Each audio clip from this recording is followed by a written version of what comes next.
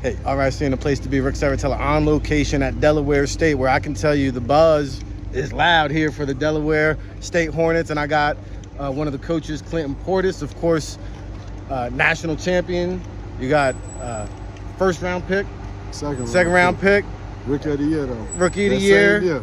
Second round pick, but I was rookie of the year. Rookie of the year and a decorated career. And now you're a coach here at Delaware State. And I saw, your interview. I saw you say you called Coach Jackson just to try to get some players on his radar that you were working with down in Charlotte, and that conversation evolved into a coaching position. Tell us a little bit more about that. Yeah, it did. As you can see, some of the players, some of the kids that came here, I think 4 out of the 6 kids, or 5 out of the 6 kids that came up from that Charlotte area were MVPs today. So, it's a good group of talent, a lot of kids that can play just from the DMV, Pennsylvania, Delaware showed out. So for us to be able to have all these kids, put all these kids in one place and watch them compete and watch them stand out against kids from everywhere else, it was big. It was big for the university. It was big for us. Yeah, everybody got better without a doubt. Everyone who came here left a better player because there's a lot of coaching going on. Almost everybody on this staff is a former NFL player. Long time, what do you got? Sammy Parker coaching wide receivers. I saw Emerson Martin out here. It's a star-studded staff. Yeah, Coach Sean, Coach Martin, Coach West, Coach Jonathan Warren.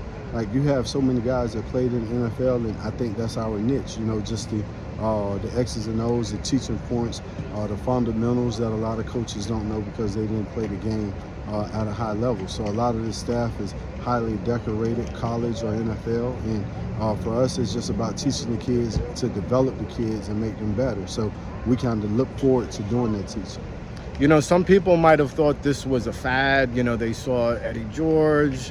He springboarded from HBCU to Bowling Green. Coach Prime, you saw what he did. But this might actually be the new blueprint for college programs, bringing in former players that can recruit and relate to the modern day player. Do you agree? Well, I think it's great. I think it's already known that we can relate. We come from these same neighborhoods, these same backgrounds. It's just like the door been closed for so long for former players and guys, kind of when football careers end, it's like you in limbo and you don't really want to do it. Guys fall out of love with the game. But I think if you look at this coaching staff, the entire coaching staff love the game, got a lot of knowledge in the game, been around the game for a long time, and play the game at a high level. So I don't think many universities, period, offer this much experience and talent with accolades as a coaching staff.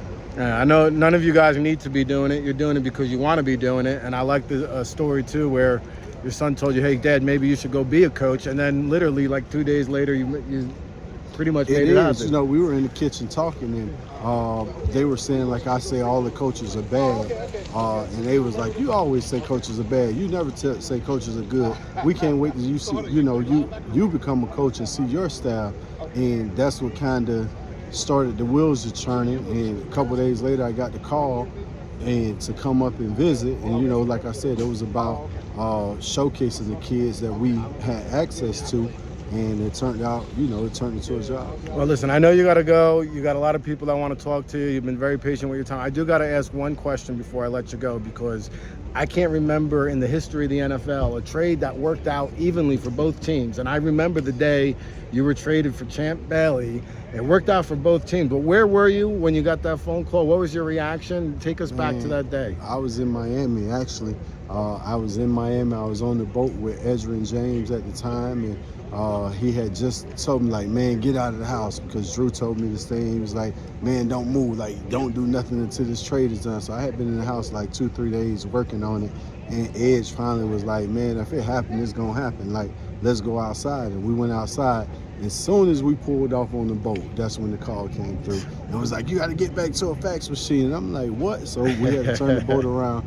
I had to get off at Bayside, rush to the apartment to get everything faxed back in so the trade could happen. But, man, being good friends with Champ, growing to know Champ and his family as time has went on, it worked out for both of us. I think Denver was a great place, a great opportunity, and I love the DMV. I love Redskin Nation, so I think both of us are satisfied with what happened. Yeah, you crossed paths with D-Jax, and here you are now reunited at Delaware State. Rick Saratella, Clinton Portis. Keep it locked over at allaccessfootball.com for our full report. Don't go anywhere.